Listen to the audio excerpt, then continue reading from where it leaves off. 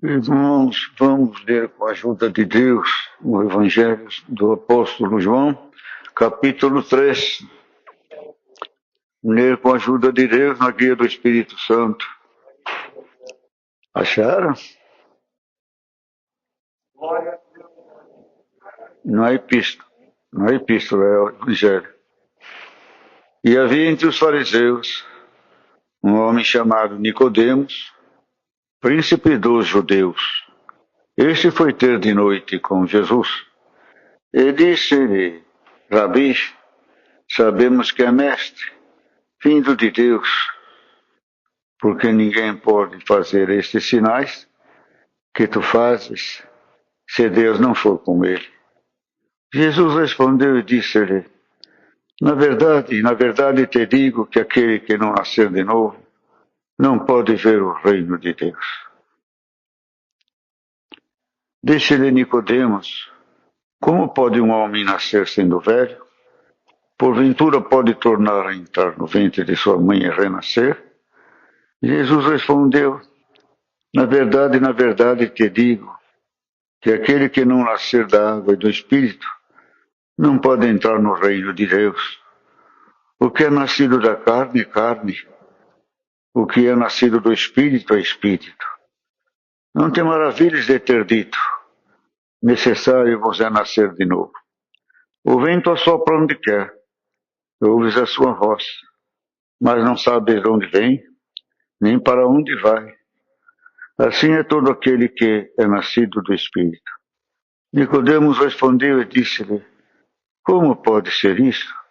Jesus respondeu e disse-lhe: tu és mestre de Israel e não sabes isto? Na verdade, te digo que nós dizemos o que sabemos e testificamos o que vimos, nem não aceitais o nosso testemunho. Se vos falei das coisas terrestres e não crestes, como crereis se vos falar das celestiais? Ora, ninguém subiu ao céu senão o que desceu do céu, o Filho do homem que está no céu. E como Moisés levantou a serpente no deserto, assim importa que o Filho do homem seja levantado, para que todo aquele que nele crê não pereça, mas tenha vida eterna. Porque Deus amou o mundo de tal maneira que deu a seu Filho unigênito, para que todo aquele que nele crê não pereça, mas tenha vida eterna. Porque Deus enviou o seu Filho ao mundo, não para que condenasse o mundo, mas para que o mundo fosse salvo por ele. Quem crê nele não é condenado, mas quem não crer já está condenado, porquanto não crê no nome do unigênito Filho de Deus. E a condenação é esta, que a luz veio ao mundo, e os homens amaram mais as trevas do que a luz, porque as suas obras eram más. Porque todo aquele que faz o mal aborrece a luz, e não vem para a luz, para que as suas obras não sejam reprovadas. Mas quem pratica a verdade, vem para a luz, a fim de que suas obras sejam manifestas, porque são feitas em Deus. Amém. O Senhor não veio condenar o mundo, o Senhor veio salvar o mundo.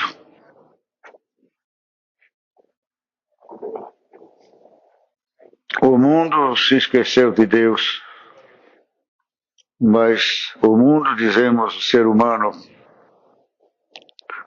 não tem nada a ver com a matéria, o mineral, os vegetais, os animais, mas com o ser humano também. E o mundo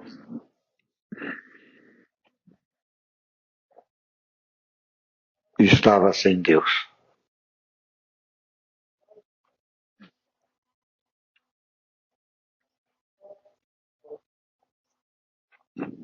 E por que nós dizemos que estava sem Deus?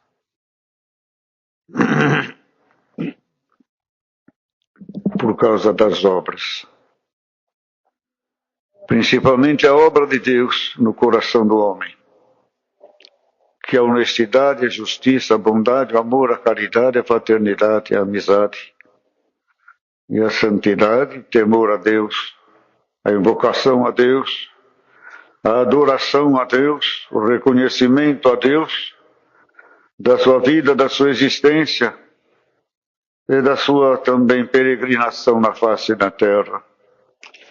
E também do temor também, e a respeito também da revelação ou da ignorância, do saber ou ignorar. Que o homem tem um ser dentro dele que é eterno, é imorredouro, não morre, é imortal. Caim trouxe a morte, Jesus trouxe a vida, e o mundo estava esquecido, e esquecido do seu Criador. E por que nós podemos falar que o mundo estava sem Deus? Porque não tem a obra de Deus no homem, no seu moral, no seu caráter, na sua dignidade, e também nos prodígios que Deus opera em favor do homem. Deus cuida do homem. Deus cuida do povo do mundo. Mas Deus ama nós e cuida de nós. E por que podemos dizer que o mundo não tem Deus também? Pelas suas obras. Quem tem Deus tem as obras de Jesus Cristo. Jesus Cristo, Senhor, mandou os profetas com mais iluminação, mais poder, mais virtude, mais obras, mais luz, mais esclarecimento, mais profecia, com palavras mais contundentes, com sinais, prodígios, maravilhas, dos dois lados. Tanto repreensão, castigo, destruição, como benção, como libertação. E mataram os profetas. Teve profeta que entraram até no santuário de Deus, pegou na toalha sagrada para não ser morto. E mesmo assim mataram o profeta. E Deus falou, vou mandar meu filho Jesus, eles vão temer. Mas também aquela parábola que mandou o chefe de tudo, mandou seu filho, eles vão respeitar meu filho porque é meu filho. E mataram o filho, dizendo, matamos o filho, o velho morre e nós ficamos com tudo. O inimigo, na sua intenção, era matar o filho.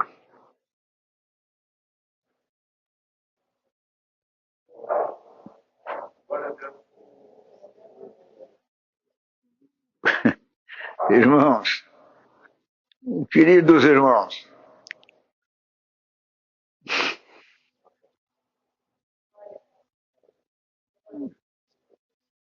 quando que o inimigo quis matar o Filho de Deus mesmo?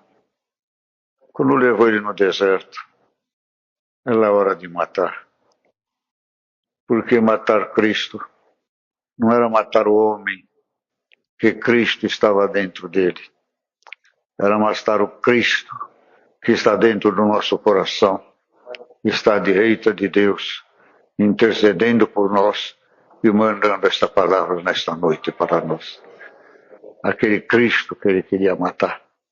Mas ele sabia que a morte de Cristo não podia ser impedida. Jesus tinha que morrer no seu corpo. E Deus dentro dele sentiu toda a dor que um ser humano sente. Toda a tentação, toda a fome, pobreza, miséria, desgraça, depressão, angústia, aflição. Medo da dor, do sofrimento.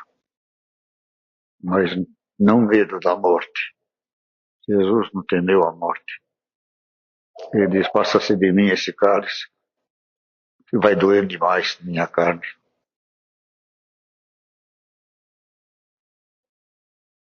Irmãos, ele é Deus.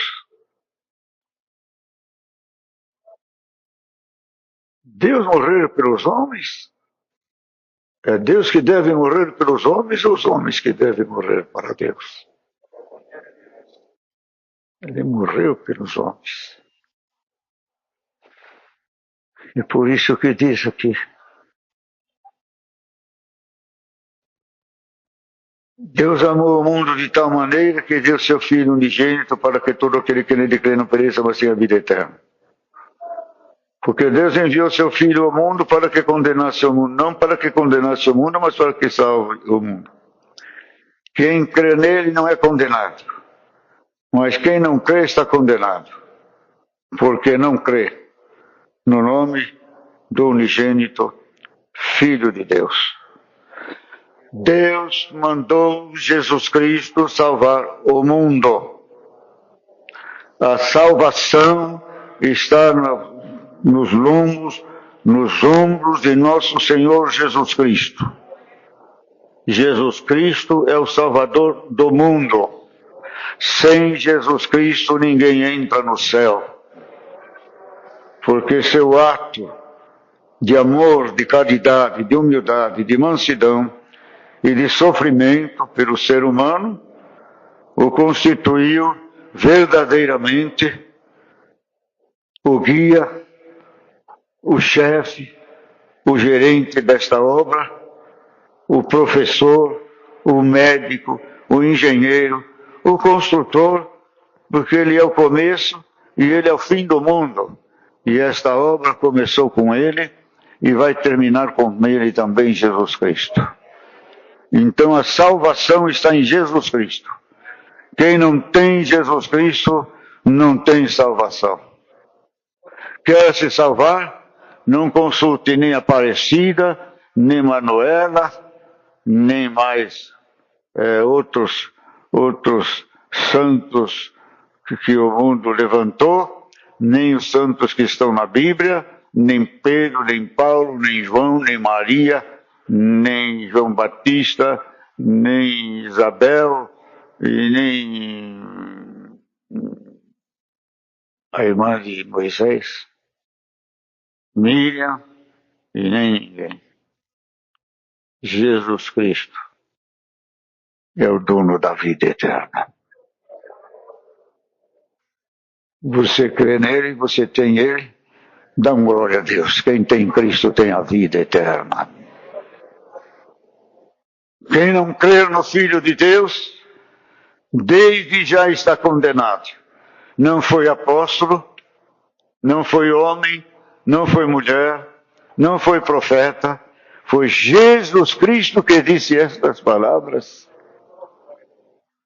Porque ele sabia a grandeza da sua pessoa, do seu ato, a grandeza da sua posição como filho de Deus, tomar uma atitude tão humilde, tão heróica, hoje seria heróica, tão divina e tão catastrófica no sentido de sofrimento, de destruição e de vergonha,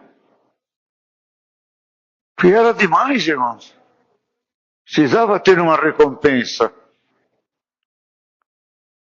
E ele precisava fazer o bem aqui na terra, cumprir a sua missão. Como é que ele ia voltar ao céu se não cumprisse a sua missão? Se o inimigo tivesse feito pecar, não voltava mais para o céu. Mas ele é o Filho de Deus, ele é Deus. Os céus é dele, é feito por ele. Tudo foi feito pela palavra de Deus, que é Cristo. E Cristo que fez tudo isso aqui, está dentro do teu coração. Se manifestou ao mundo. Aquele mundo pequeno, de poucos habitantes, num lugar humilde, seca, lugar de miséria, de fome, de ignorância, se manifestou entre eles. Não escolheu um palácio, não escolheu uma mansão, nasceu numa manjedoura, nasceu numa cocheira, ou anticocheira. O versinho dele foi uma manjedoura. Você sabe o que é manjedoura? Já foram no interior? Já viram dar comida para o gado? É onde põe comida para o gado. Onde o boi come, onde o cavalo come, onde a égua come, onde o burro come, onde o camelo come, onde o bezerro come, e assim por diante. Puseram ele ali, numa manjedoura. Será que não tem um símbolo? Tem um símbolo? Tem um dizer? Dá um glória a Deus? Nós comemos e bebemos Jesus? Quer dizer, ele será um alimento, ele será vida, ele será nossa ração. Comemos da sua carne, bebemos do seu sangue, nos alimenta pela palavra. Quer dizer, numa manjedoura, não teve um ato, não teve uma palavra, não teve um olhar de Jesus Cristo sobre os homens, sobre as mulheres, sobre o ser humano e sobre a terra, que não tinha um significado, não tinha uma penetração, não tinha objetivo, não tinha uma investigação e não tinha um juízo. Sempre o juízo de ajudar, de ver o erro, de ver o sofrimento, de diminuir, de fazer o homem feliz. Porque Jesus só viu tristeza, só viu miséria e, no fim, traição. Por isso, a salvação pertence a nosso Senhor Jesus Cristo.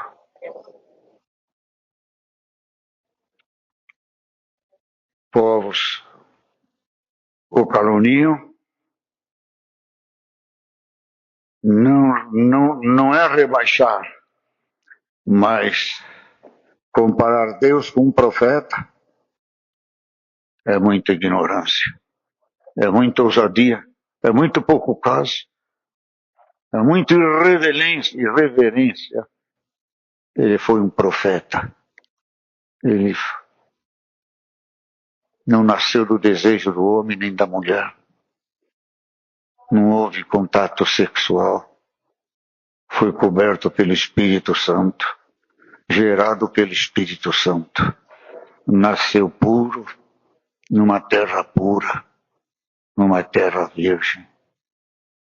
Quando Deus fez Moisés, não, Adão, a terra era virgem, não tinha morte, não tinha sangue, era virgem, era pura. Deus pegou da terra virgem, pura, e fez Adão. Glória a Deus. E Jesus fez no ventre de Maria Virgem um novo Adão, puro, santo. Pegou uma virgem pura para que ele saísse puro. E dá um glória a Deus. Está puro dentro do teu coração. Pedindo a nossa purificação. Pedindo a nossa consagração, a nossa entrega, para que ele possa gerar dentro de nós um verdadeiro servo e servas de Deus, nesta terra como homem e mulher, mas no céu sem sexo, um cidadão dos céus, com um nome eterno, com uma vida eterna, escrita, vamos dizer assim,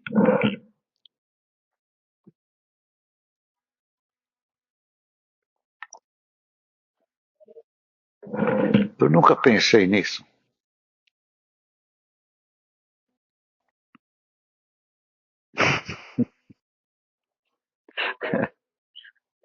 Eu nunca pensei nisso.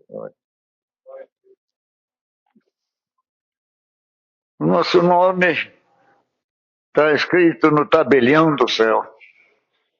Está escrito no livro da vida. O tabelião escreveu nosso nome no livro da vida. O nosso nascimento, glória a Deus. E o nosso documento, que é a passagem para a vida eterna.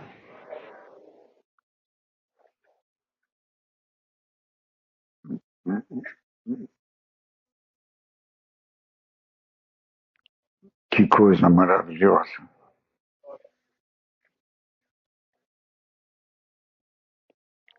Porque Deus amou o mundo de tal maneira que desprendimento, que amor, que confiança, que desejo de te salvar, salvar a mim. E está escrito aqui. Deu o seu filho. Deu o seu filho para que todo aquele que crê não pereça, mas tenha vida eterna. Deu aos homens Jesus Cristo. Não cobrou, não tivemos que pagar. Deu aos homens. Ele é meu, mas agora ele é teu. Até que ele salve a tua alma, ele é teu. Deu aos homens Jesus Cristo. Nos deu de graça. Fica com ele. Veja o que vocês vão fazer com eles. Desfruta deles. Não judia deles. Honra eles. Ponha ele no lugar dele. Que é o tempo do Espírito Santo, o vosso coração, o vosso sentimento, a vossa alma. Ele é teu. Você é dele. Eu dei ele para vocês e dei vocês para ele. Sem ele, na terra vocês não vivem. E sem vocês na terra, o que é que ele fica fazendo na terra?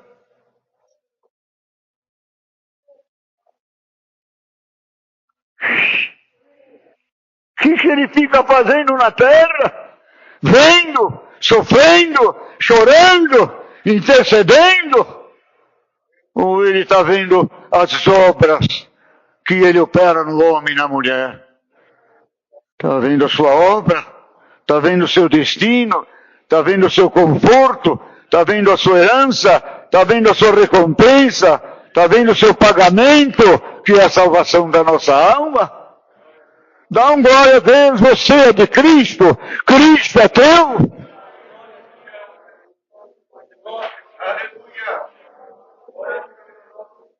O que Cristo ficaria fazendo na terra? Porque Deus ainda está olhando para a terra, me digam.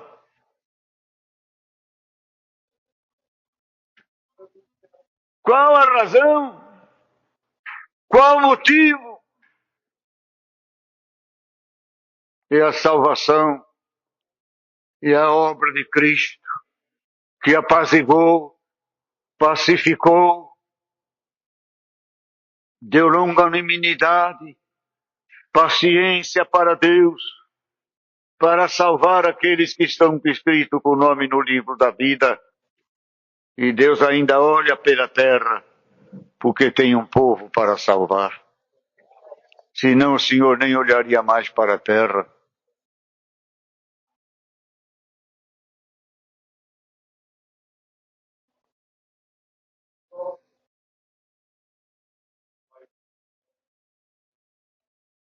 Por que o Senhor nos separou? Por que o Senhor tirou da vida mundana, do pecado, das desordens, da calamidade, da malignidade, nos separou para si? Não pôs nós numa fortaleza, não pôs nós numa cidade nova, também não preparou um templo também material, são casas de oração simples. Mas onde que ele pôs? Pôs na graça.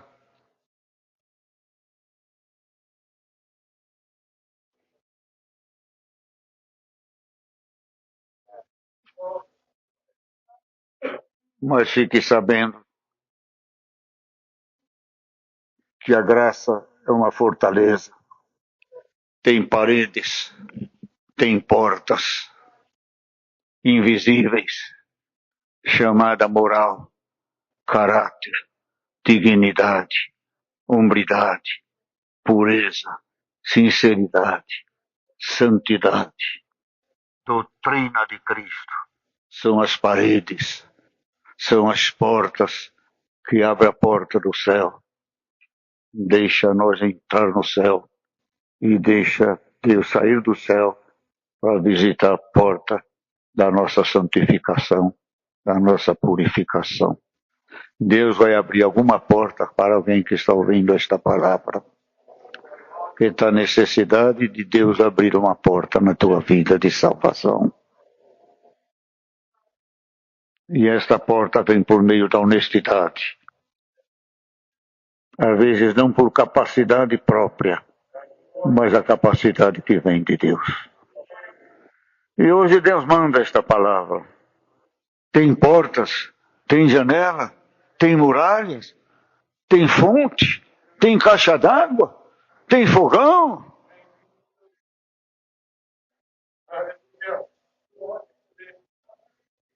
Só não tem geladeira, nem freezer, freezer.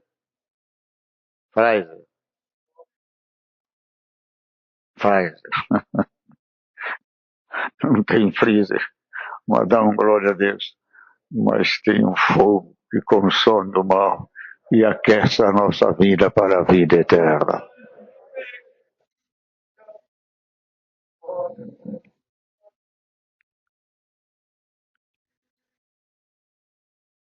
Que coisa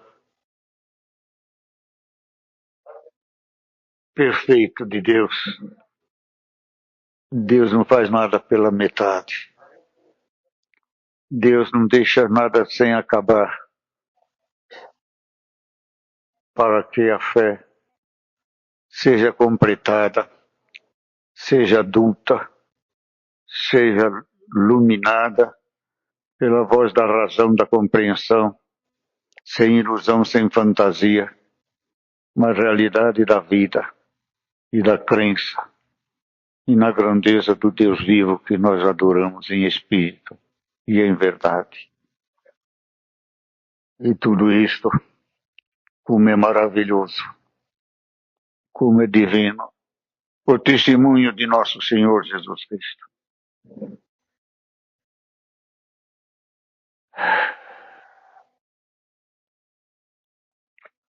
Na verdade te digo que nós dizemos o que sabemos e testificamos o que vimos, e não aceitais o nosso testemunho. Se vos falei de coisas terrestres, não creste?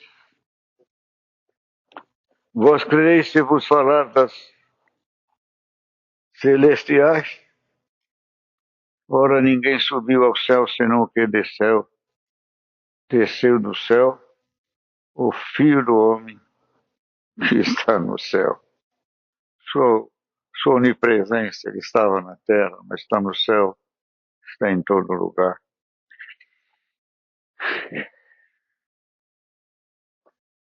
Terminar esta palavra no nosso testemunho, no testemunho desta obra, no testemunho de Jesus Cristo. Que coisa maravilhosa!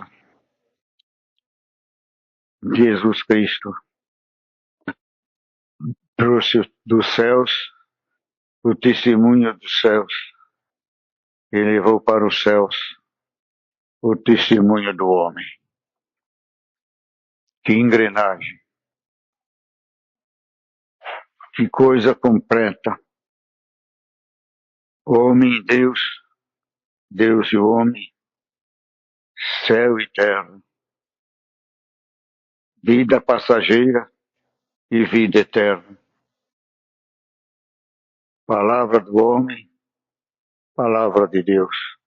Testemunho do homem, testemunho de Deus. Vamos dar glória a Deus.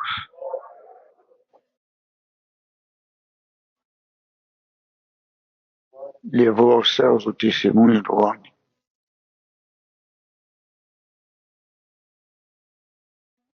E deixou com quem o testemunho dos céus? Com seus discípulos. Deixou o testemunho do céu com os seus discípulos. Quem é os discípulos de Deus hoje? Somos nós. Nós somos os testemunhas de Cristo. Nós hoje somos o testemunha de Deus.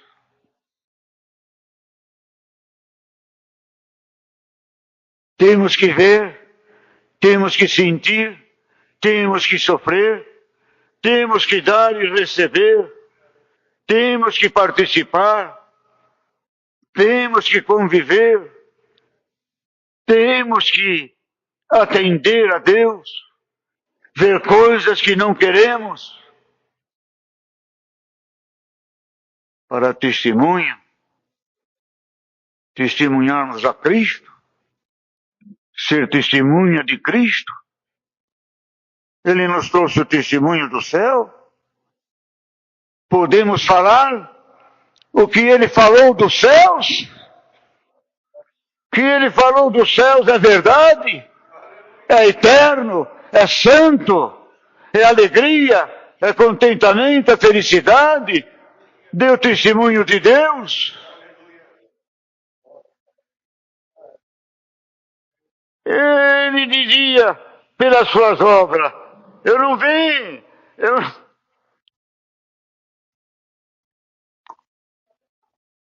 eu não vim dizer aqui que Deus é bom. Eu vim mostrar que Deus é bom.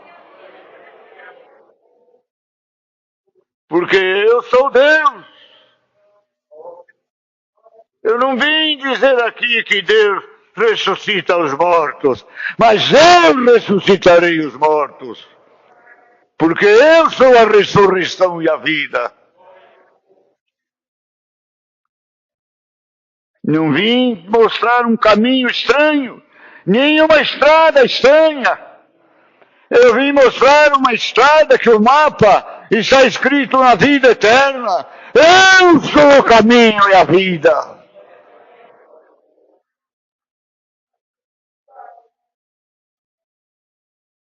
Eu vim falar do meu pai, mas o meu pai não é outro.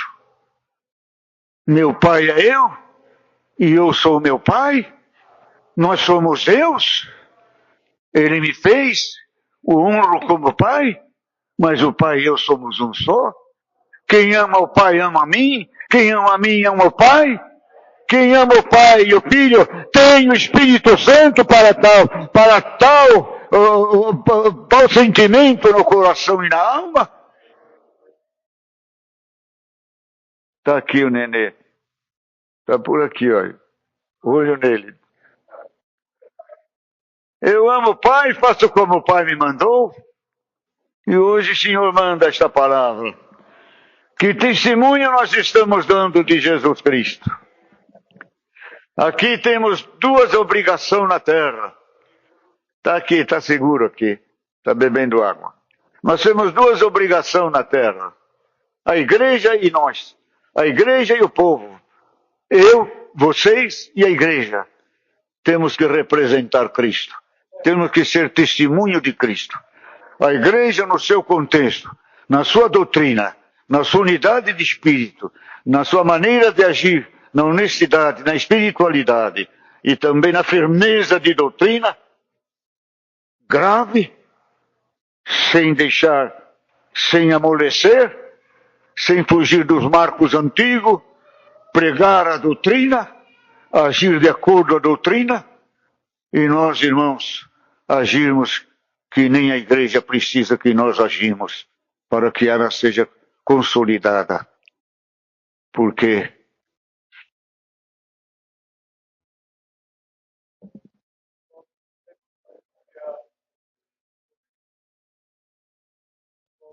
seu filho é mal alimentado, seu filho é mal vestido.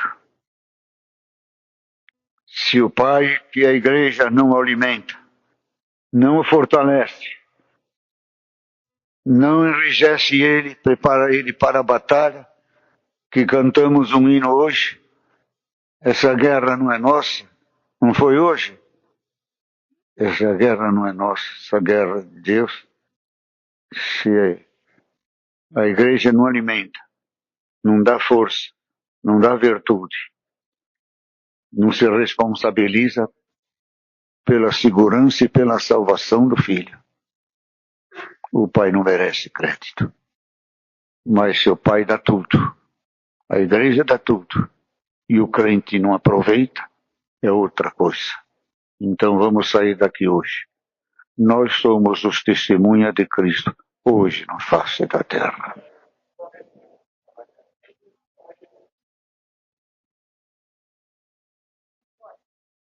Tá certo, Terra.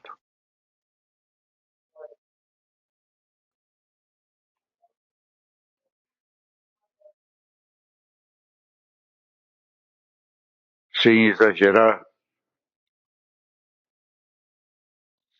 sem cobrar de mais e nem de menos.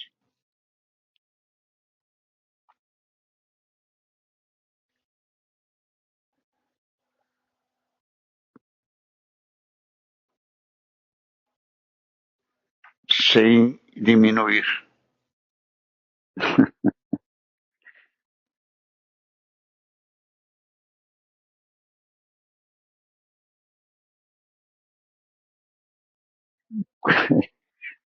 Sem diminuir os apóstolos, nem se considerar apóstolo, não. Estou procurando um meio de não querer roubar a glória de Deus, nem se querer ser alguma coisa. Nós não somos nada, somos zero. Mas, irmãos, os apóstolos, só João que durou mais. Quanto tempo João durou? Uns 90 anos. Hã?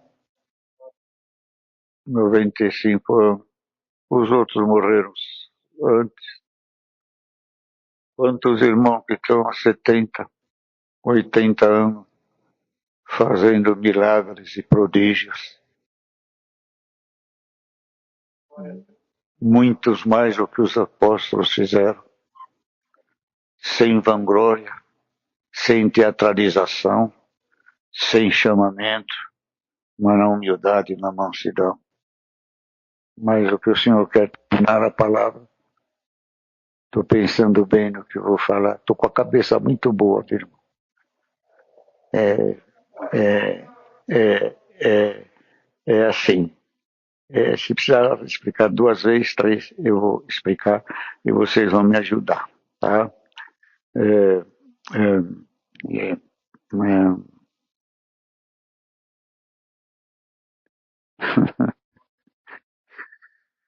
nós não precisamos ter os dons dos apóstolos